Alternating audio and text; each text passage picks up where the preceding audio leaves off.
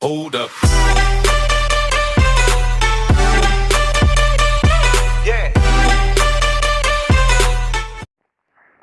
Сәлем баршаларыңызға, қайырлы кеш, ассалаумағалейкум достар.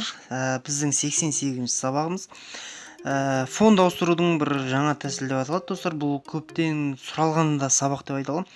Фон ауыстыру артына қала қою осы сабақта сіздерге жан-жақты бір айла тәсілдерін, бір керемет идеяларын айтып өтемін. 2 сабақ болады. Бұл бір сабақтың өзінде 2 түрлі тәсілді көрсететін боламын. Окей достар.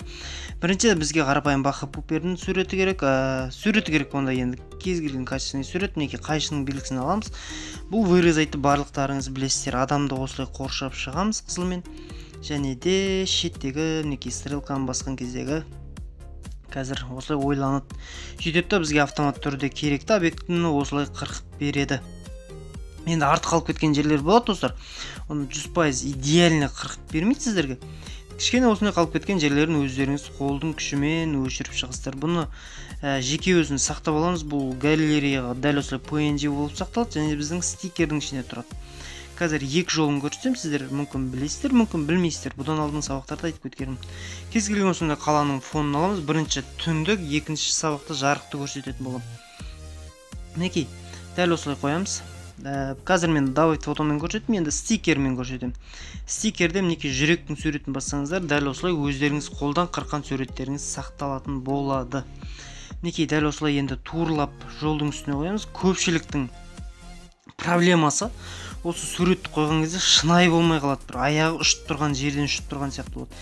Енді осы сабақта сіздерге сол яғни сол кедергінің бір тәсілін көрсететін боламын достар. Енді кішкене жарықты қараңғыны түсірейік. Мына жерде барлығы жарық болып тұр, кішкене қараңғы түсірдік. Енді кішкене кешке ұқсатып барлығын бояймыз. Енді бұл жерде задний фонды да бояймыз, барлығын бояймыз. Енді өзімізге керек жерлерін бояймыз. Енді неге кешті ұқсатып алдық. Енді дәл осы жерде дәл осының өзі достар. Мысалы қарап тұрсаң, бір фотошопқа ұқсамай кәдімгі оригинал сияқты болып қалды. Бірақ та біз бұны қазір мен сіздерге қалай көлеңкені, тура сол адамның көлеңкесін шығаруды көрсететін боламын. Дәл осыны 2 слой ашып алатын боламыз достар. Мінекей пустой 2 слой, ең астындағы слойды мінекей өздеріңіздің оригинал суреттеріңізді үстіне жібересіздер қазір. Мінекей стикерді алып тастадым, мен басқа нәрсе етіп кеттім, кешірім сұраймын. Мінекей стикерді бірінші жаңағы сіздердің керек фотоларыңызды мінекей мынаны үстін басып, жалпы бұл бірінші пока что керек емес, бұны жоғарыға шығарып қоя тұрайық, жаңа айтқанымдай. Болды, енді бұл фотолар дәл осылай тұру керек. Үстіңгі қара фон үстіне жаңағы біздің PNG суретіміз астында тұру керек.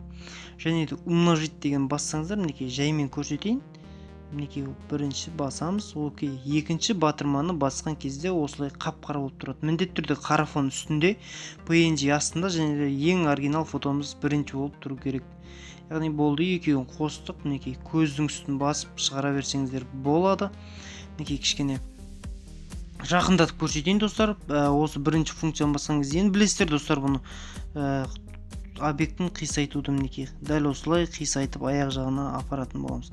Мен бұдан алдың сабақтарда қателеспесем осы тең қоюды көрсетіп кеткен болатынмын достар. Мінекей аяқтың астына апарамыз осылай. Болды. Енді бұдан әрмен қарай кәдімгі қарапайым мінекей өшіргішті аламыз достар. Кішкене азайтып қойсайын. Окей. Мына жерден кішкене көбейте салайын. Окей. Мына жерден өшіргішті аламыз достар. Мінекей өшіргішті алып, кішкене кест, нормальный кест таңдап алайық. Өшіргіші бар.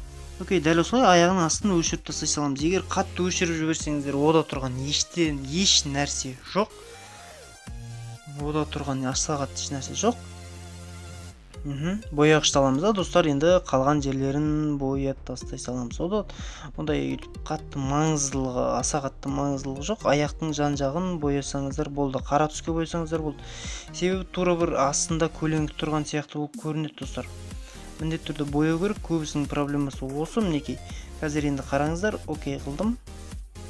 Окей, мінекей көрдіңіздер, аяғың асты кішкене көлеңкі болып шынайылыққа жанасып жатыр. Енді дәл осы тәсілмен әрмен қарай біз енді FX-ке кіреміз.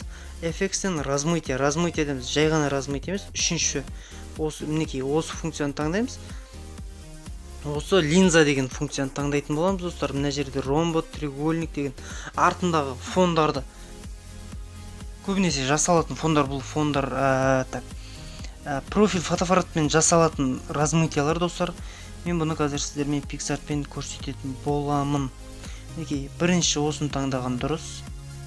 Көрдіңіздер, мен және настройкасын көрсеткен болатын. Дәл осылай аламыз. Иньян белгісі және де артқы фонды бояп шығамыз.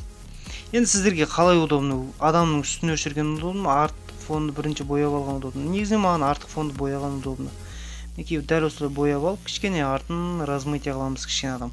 Бақырайтып размытие қылып қоюдың да қажет жоқ, достар. Біреулер бар бақырайтып размытие. Кішкене размытие қылып қойсаңыздар болды.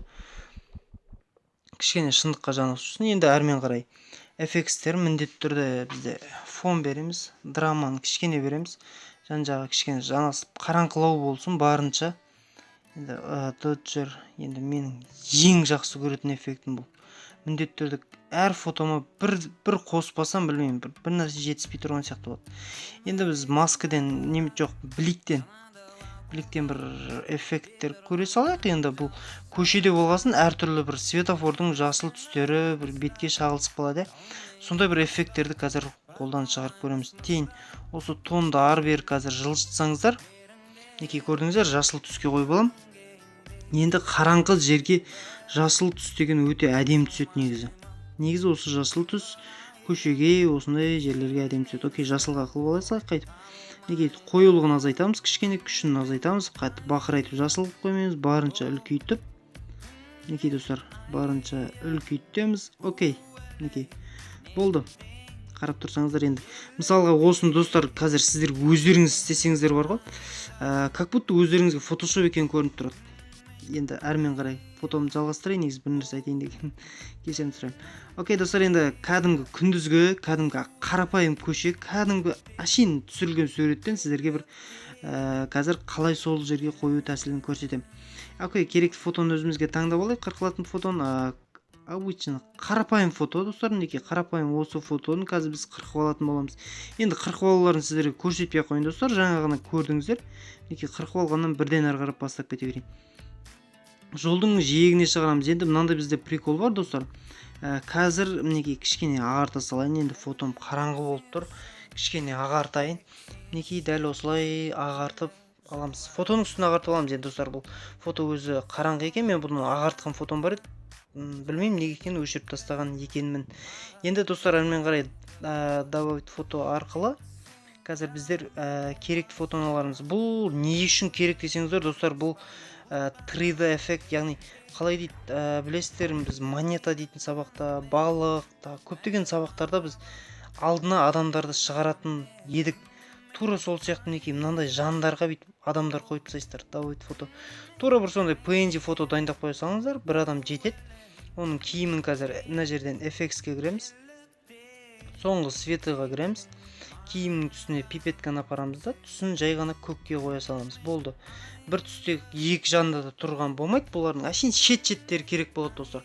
Как будто біздің басты рөлдегі адамымыз, яғни біз басты рөлдегі фото ар жақта тұрған сияқты болады да, камера как будто бер жақта тұрған сияқты болады. Енді бұлардың үстерін, осы екі объекттің үстін ерекше размытие қыламыз, қалың размытие, чтобы камераға бұлар фокуспен түсіп қалған сияқты болады. Енді әрмен қарай кішкене не қылайық. Окей достар, енді әрмен қарай тағы да FX-ке кіріп размытие береміз. Размытияны енді артқы фонға береміз. Артқы фонды қатты емес, бірден айтып қойын, бақыр айтпаңыздар. Кішкене жетеді, кішкене жетеді. Қазір мен шет-шетін бірінші бояп алайын, сосын әрмен қарай настройкасын жасайтын боламын.